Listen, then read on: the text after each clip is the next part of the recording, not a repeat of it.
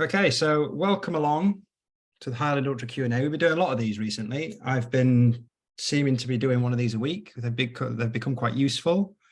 Um, so if you're watching this live, welcome along. Nice to see some familiar names here as well. If you're watching this on recording, hello.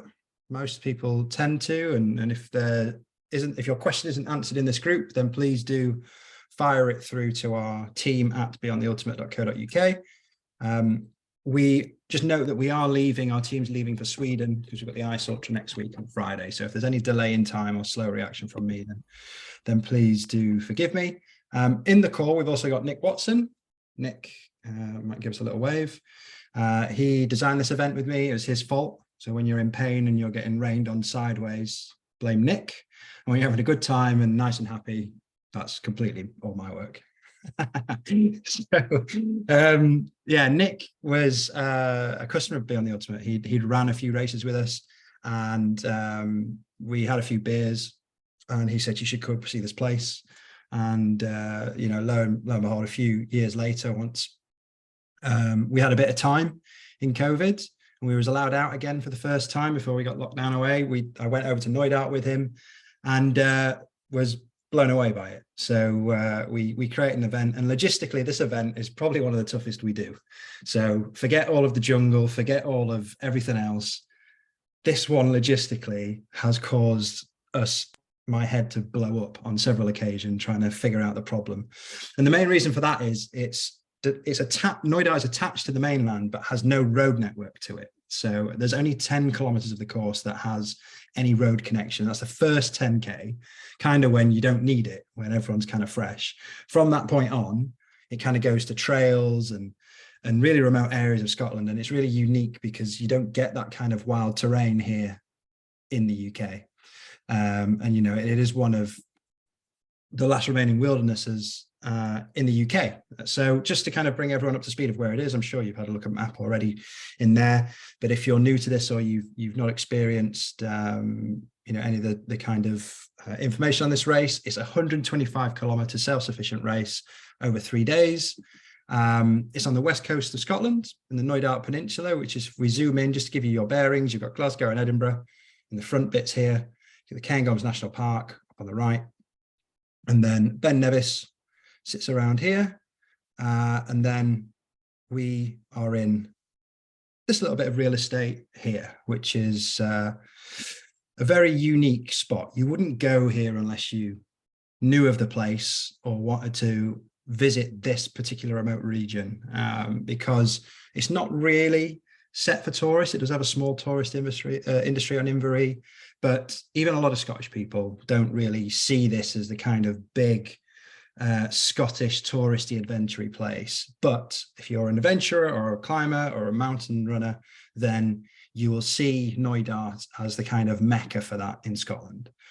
We choose April because it's a time of year where, yes, it can be colder, and yes, the seasons can hit you with a little bit of or the chances are a little bit more high for adverse weather. But I would much rather, and I think probably most of you will agree, is you'd much rather dress up for the cold than be attacked and hit by midges, which are the small little insects that fly around Scotland from anywhere between March and August, September. So we've had two completely different races. The first race was kind of calm, collective and sunny. And then on the second day, it was nice and calm again, but on the third day it was like apocalyptic rain, very Scottish weather. And then the second event we had a freak heat wave, and I actually came back with a tan, and it was like 30 degrees for 3 days. It was insane. So I don't know what this year will hold, and chances are you probably get all of that weather condition in like a couple of hours. That's probably what this area is going to throw at you. But the complexity comes because you've got to prepare for really hot weather where you're out in the, exposed to the sun, but what could also be high winds, rain, sleet, snow, and anywhere in between, all on the same day. So it is really challenging on a kit point of view, but you just need to be prepared for that best you can. So I've said it's attached to the mainland. The start of the race here is our Long Beach camp. And to get there, we get a boat from a place called Maleg over here, which is like a small, I don't really want to call it a fishing town. Fishing goes on, but it's a more of a communal port that has boats go out to the Isle of Skye, which is off here to the left, or the Knoydart Peninsula of Inverary, which is a small community of about 120 people, I think now, Nick. History of that I won't go too much into, but it used to be a larger community. People obviously moved for a number of reasons, and then over years it's become a largely self-sufficient community, and people are starting to move back. It's a really cool place to live, and you'll find out why. So we get a boat from Maleg to Inverary. We do all of our kit checks and we hang out there, and then stage one route looks a little bit like this. What is this? So we do a little loop here, say little, that's close to a half marathon, around the peninsula and back into Inverary. And then we move from Inverary up and over what's called the rough bounds. And we can't see the purple line. It joins with the orange line here. So this is still the route of day one. And you'll see that the route goes right by the water, all the way along to a place called Kinloch Horn, which is our second camp. Now, to get to that camp, literally the only way to get there is on foot.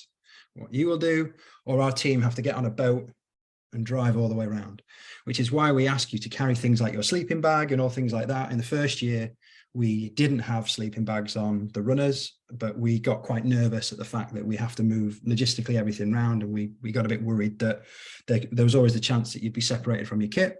So you are carrying your kit now, but we do have access, or you will have access to a night bag, which you can get some warmer kit into for the evening if it's a particularly nasty or gnarly weather day. I won't go into the bag setup here because we've just done a new video on it. So if you go to our YouTube page, if you're unsure about what to pack, how to pack, where it goes and all that kind of stuff, find Beyond the Ultimate on YouTube. I think it's about 2 videos in on the latest videos, and there's a video that breaks down what bags go where. Once we start on Kinloch Horn, there's a nice climb out of day 2, and then it's a big loop up into this beautiful region here. Really, again, remote, but then also quite difficult to traverse in sections. It's largely not runnable. It's not climbing like anything technical in that sense, but it is more of a scramble. You might need to use your hands at times just to guide you over certain rock faces and things like that. And then you come down into some forestry land and back through over to Kinloch Horn. The final day, the only way in and out of Inverary is this trail here through the rough bounds. So we head back on a trail, but in reverse of what you've seen. And then when we get to the top ridge, weather depends on which way we go here. And we're largely reliant on our forward team, which consists of a chap called John Shield, who's won this race, and he's won a number of races with us. And a good friend of mine, Harry Strutt, who is, he's one of the funniest and craziest guys you'll ever meet, and he's exactly the kind of person that you'd want as your forward team, because he's a good laugh if you ever meet him out on the course. If the weather is good, and we have yet to get over Laban, we'll go over the top. The chances of the weather being absolutely pristinely perfect and a forecast holding for that long is quite slim. So what will likely happen is our forward team will make an amendment to this route on the final day. So if the weather's really bad, we'll limit the height that you go to, and you'll come back on a similar trail to what you went out on. If the weather is reasonably good, we'll take you along the ridge, and we might cut you down at some point here.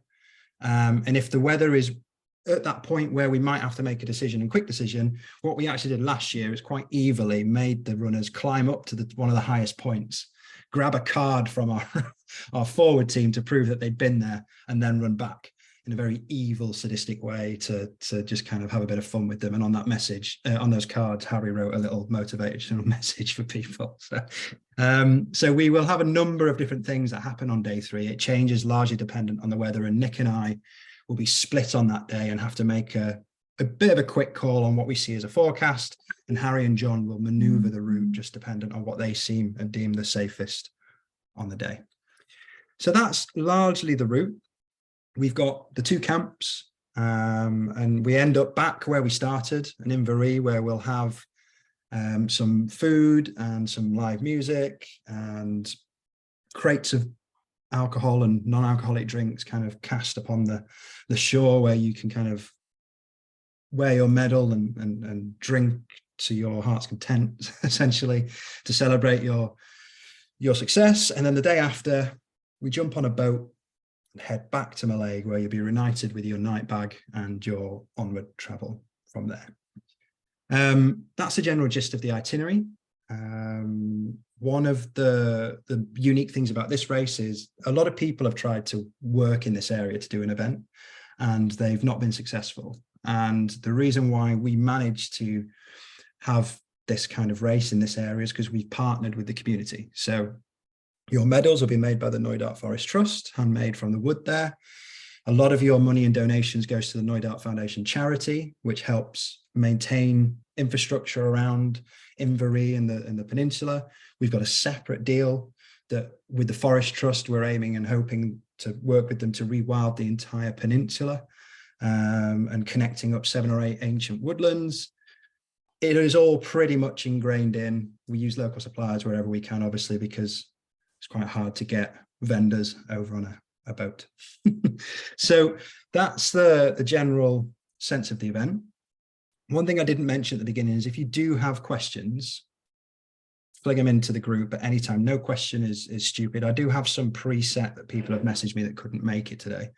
And I haven't got a chat box up at the minute because I've been sharing my screen, but I might end that and come back to a central group just for a second. Now I've shown this. Let me bring the chat box up. So there's no chat as of yet, which is good. Good to see some familiar faces. Frederick. So I'll start working through questions. If people have any, please put them in the chat box. Again, no question is stupid. We can answer them. So the first question I had was actually about the clan race. You might have seen some things mentioned about the clan race. This is a unique feature we have in this race where everyone enters the race as a solo. So you'll be on the solo rankings, but also you can enter as a team, either a team of 2 or a team of 4. And how that basically works is your time is collated between your team of 2 or 4, and each where you finish, sorry, I got that wrong. Your time isn't collated. Your position of the day results in a point. So if you finish first, you get 1 point. If you finish 100th, you get 100 points.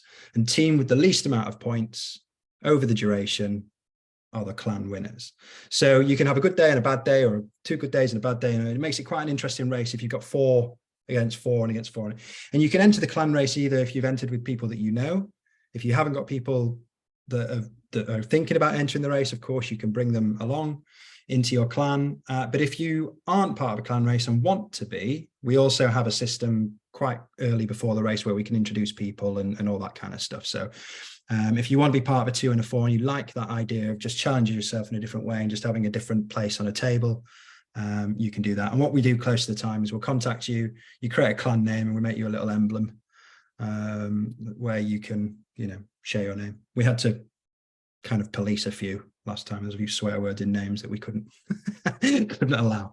But yeah, so that will all start to happen, and we'll start collecting the names for the clans and things like that closer to the time. Probably you'll hear a lot from us probably in early March when we get back from Sweden.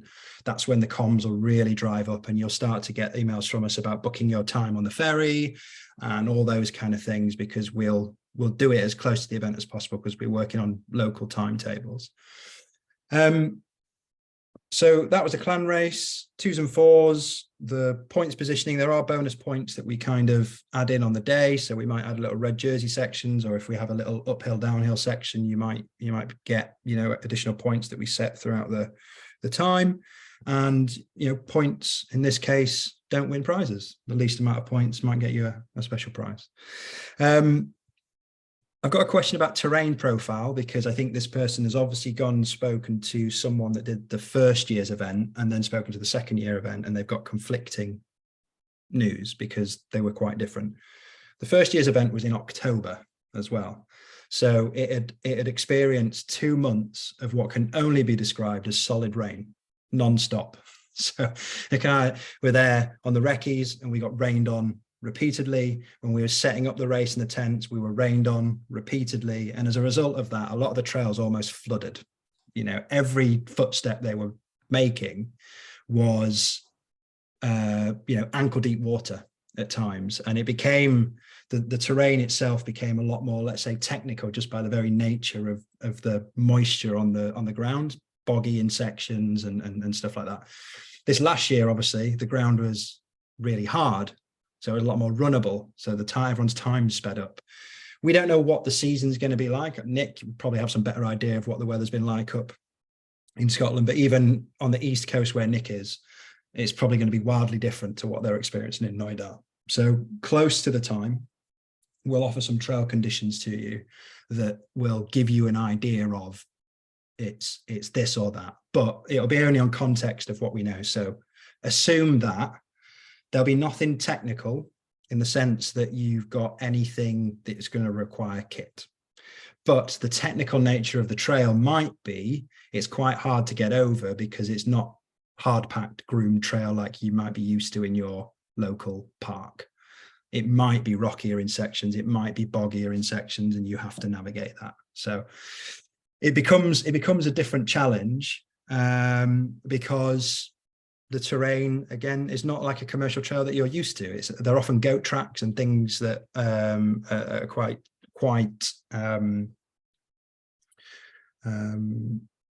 I would say they're not hard to navigate. It's just slow. It's just slower than what you would used to be in your usual kind of training and running. So when you look at times from past events, you'll notice that actually there's no one breaking records here because the terrain wouldn't allow it. So the terrain profile could be found on the race pack. If you haven't downloaded that yet, you probably should. That would be a good source of info for you. And any updates we do to that, we'll update you when we do them as well. We've got some new speakers. Gary House is coming. He's actually competing, but he's going to come and do a talk. We've got Sabrina Pace Humphreys from Black Trail Runners. She's a really good speaker, and she's going to come out and join our safety team for a bit. Dr. Peter Aitken, who's going to be talking about the medical aspect of trail running and ultra running.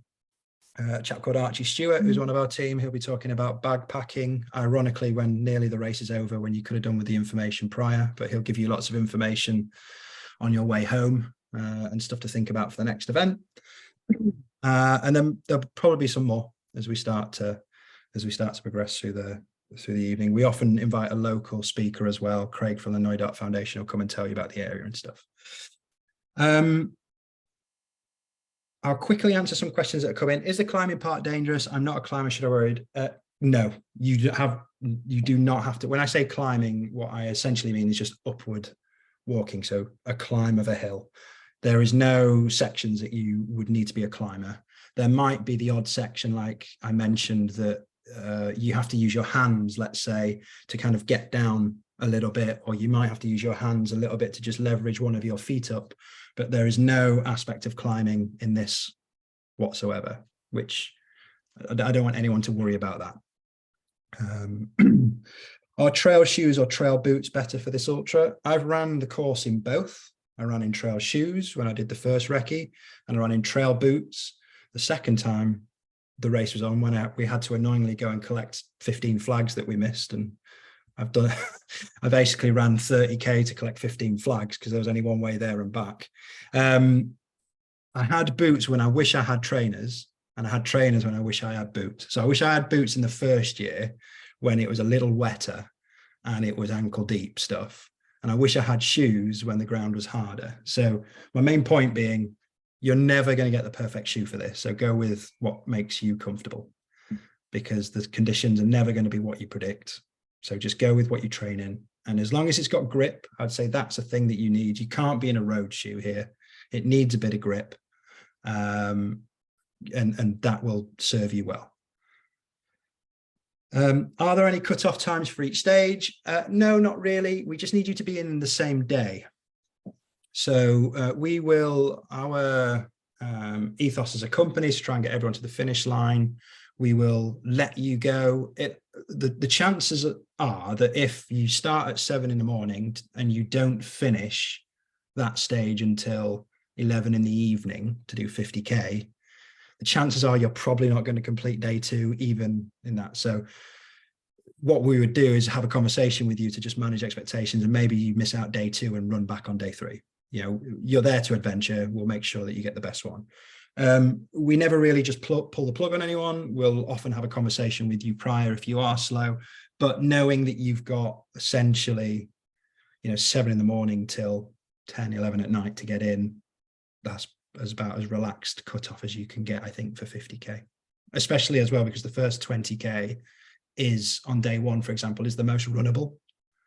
It is the only bit of road that you'll get in the race. I'm at the back. Will I need a headlamp? Yeah, part of your mandatory kit. So you'll definitely need a headlamp. Visibility can get poor in some regions when it's raining. So make sure you've got the spare batteries. You will need a headlamp. Yeah, you'll need that for your mandatory kit to pass kit check. So just have another little look, Hannah, through the kit list. I'm pretty sure it's on there. If it's not, we desperately need to add it quickly, but I'm 99% sure that the headlamp is on there already. Will there be some kind of rain shelter at the campsites other than tents that we are sleeping in? Yes. So at Camp 1, we've got a big stretch tent, which can get about 60 people in, 70 people in. And at Camp 2, they're arriving hopefully in the next couple of weeks. We've got 2 smaller army tents and a little white tent that can, each one of them, fit about 12 to 14 people. We know that not everyone is in the tents at the same time, because people often go into their own little tents and stuff like that. So we have to have different options, because if the wind picks up in this area, we have to take the big stuff down. Your 2-mans will deal with quite a lot of stuff. So if the weather is absolutely howling, there might not be any communal area, but dare I say, you probably wouldn't want to stand in a communal area if the weather was particularly bad. You'd want to hunker down in the 2-man. So there will be communal areas on offer and space for that. We will obviously assess if there's particularly high winds. Kinloch Horn is probably the worst place to ever set up a campsite. Yeah, we chose to. So it's the wind tunnel it's a beautiful place, but it's essentially a wind tunnel, and they call it Loch Hell for a reason. And it's because, the weather they get there is pretty grim at times. How much water do I need to carry? So it depends really. On this one, we'll give you a bottle. We'll give you a bottle, which is a water filter that you can top up on the way, and you won't be shy of places that you can fill them up on. So what you carry is largely up to you. We'll only implement an actual race water capacity carry if it's piping hot. So last year, we asked people to try and carry the maximum they could at most times, but you won't have water at the checkpoints. The reason why we give you that bottle is because it becomes self-sufficient and we don't have any plastic use. So you will have plenty of opportunity to fill up your bottles along the way. You should never really run out. But if it's a particularly hot day, we recommend that you use each source to fill your bottles, if that makes sense. So you're not going to get caught out in any stretches of time where you run out. And of course, there'll be some points of the race where teams will have a limited supply of water just to top people up, but it will literally be a couple of litres because we've got to carry everything. So that checkpoint that you're going to is probably walked a good 10, 13 miles to get there. What is provided at camp on an evening? Water, wash area for if you get extremely muddy, hot water and coffee. So hot water, morning and night. There will be areas like rivers nearby. On the Camp 1, there's a beach. So you literally just walk into the water there. Nice and cold ice bath for you. That'll get you clean and fixed up for the next day. And at Kinloch Horn, there's a river you can go and sit in, and people will wash clothes and stuff like that. There won't be any shower facilities. They won't last long in this area. And obviously we've got to worry about the deer that are coming in and out quite a lot in this region.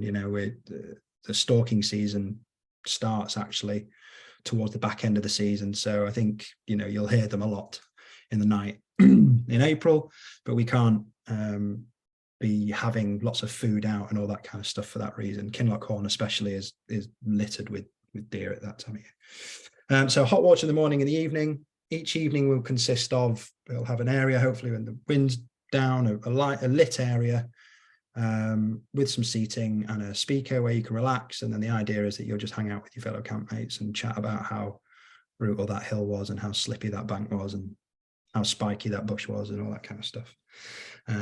Complain at Nick with all that stuff. How much self-navigation will be required? None. We'll mark the route with flags. The only navigation needed is that you need to pay attention to those flags. So even with clearly marked flags, sometimes when people have their head down and they're not looking, you can miss it. But the team that are marking the course are runners themselves, and John is often at the front of the pack and is often susceptible to missing flags because he's racing. So he takes extra particular care and has that kind of racer's eye for where flags need to be. That being said, in longer stretched areas, they're not going to be every 10 meters. You'll be kind of folded into the next one. So there might be some times where you have to have a little look around and spot it, and then you'll go find it. So you just have to pay attention. There will be a GPX file that we can share with you. We're a bit more confident on the route now, especially for day 1 and 2. The only thing I would say is that day 3 is likely to change from what you've got. So on day 3, we'll just give you the instruction not to follow the GPX and follow the flags. But anyone wants a GPX, we can share that with you closer to the time, because I'm pretty confident, Nick, you'll probably give me a nod of the head if you agree that day 1 and 2 is not going to change. In the first couple of years, we were a little nervous that it might, but it's not going to change. There's only one slight bit on day 1 where it depends on a river tide, but I'm pretty sure we checked last year, Nick, that tide's going to be out anyway, isn't it? So we're going to go the same route. So yeah. So we can provide a GPX for you closer to the time. And we'll probably do that again first week of March, so you can get familiar and have a little look at the terrain profiles and all that kind of stuff with a bit of keenness. Just having a little look now. There are all the questions that have flown through there. Someone's asked about a sleeping mat. You can bring a sleeping mat if you want and leave it in the night. The option is yours. You could bring a sleeping mat with you if you prefer to have a sleeping mat, and you can leave it in your tent for this first night's sleep before the race, and leave it in there so it's there for when you get back. If you want it at this camp, the camp 1, you'll have to carry it. So they're your options. So you can leave it there, and then you'll have a sleeping mat for night 1 before the first day and the last day, or you can then carry it with you and you'll have one each night. Realistically, the ground is relatively soft. It's on long grass, so it is, if you're like me and can sleep on a post, they're not needed. But if you're a bit of a fussy sleeper, then you can bring a mat. That, I feel, is most of the question asked for now. You can, of course, the floor is now open for other questions. I can see Chris is here, one of our medics. Chris will be hopefully there. Have we got you down on the sheet yet? We should have, if not.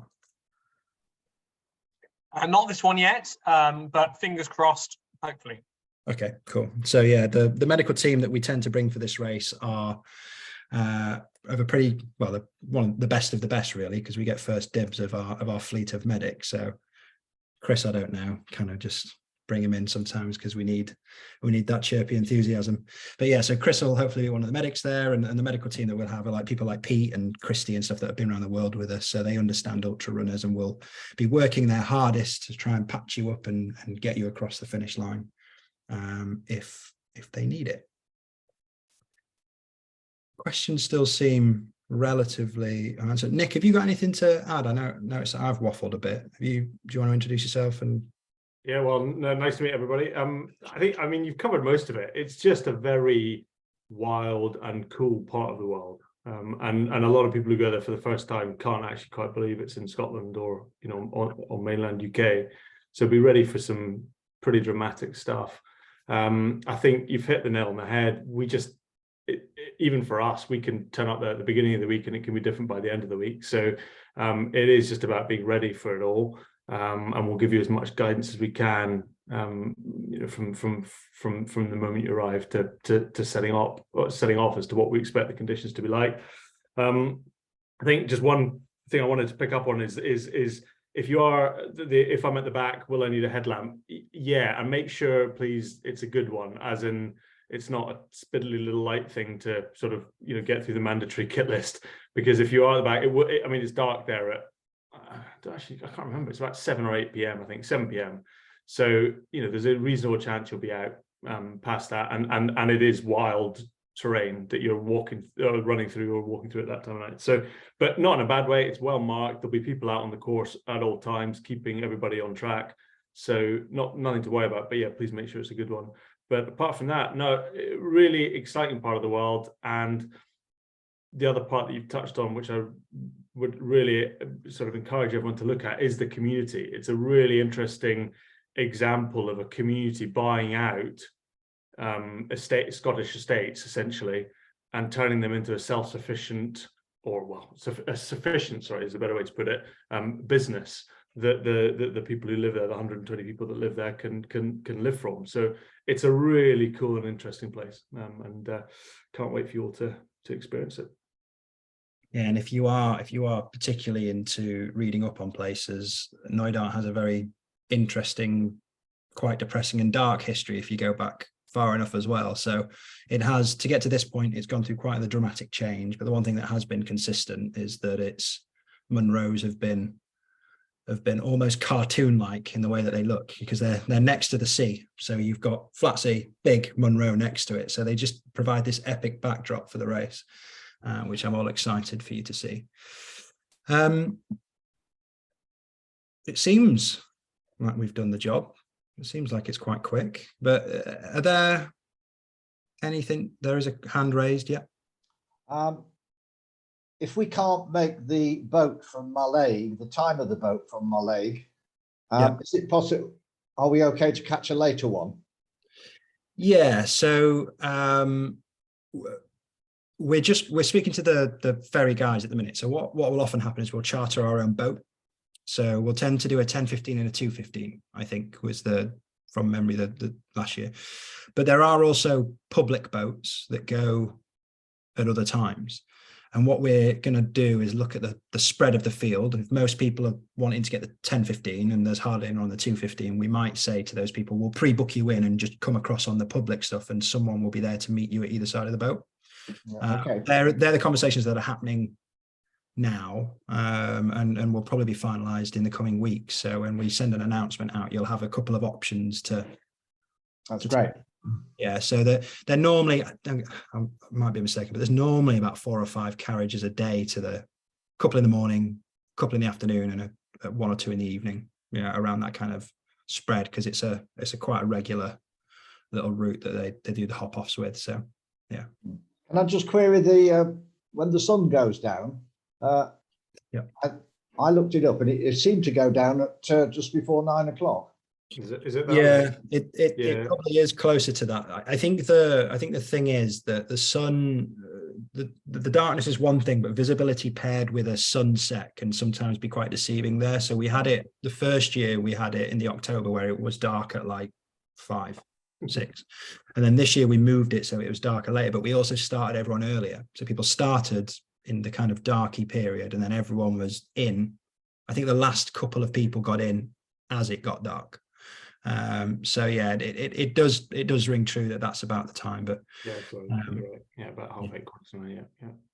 But we did have people out in it, is I suppose the point I was making, and it's an entertaining bit of the course to be out on at night in a good way. So yeah. How many runners are roughly taking part? So we're about 65 at the minute. So we're gonna shortly do a final.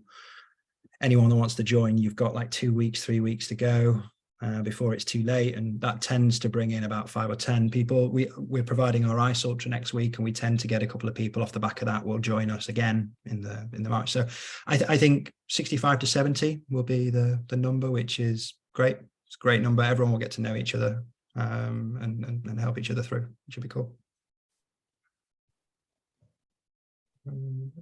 It wouldn't be sustainable to do anything over 100 runners there, which is why that it's capped at 100.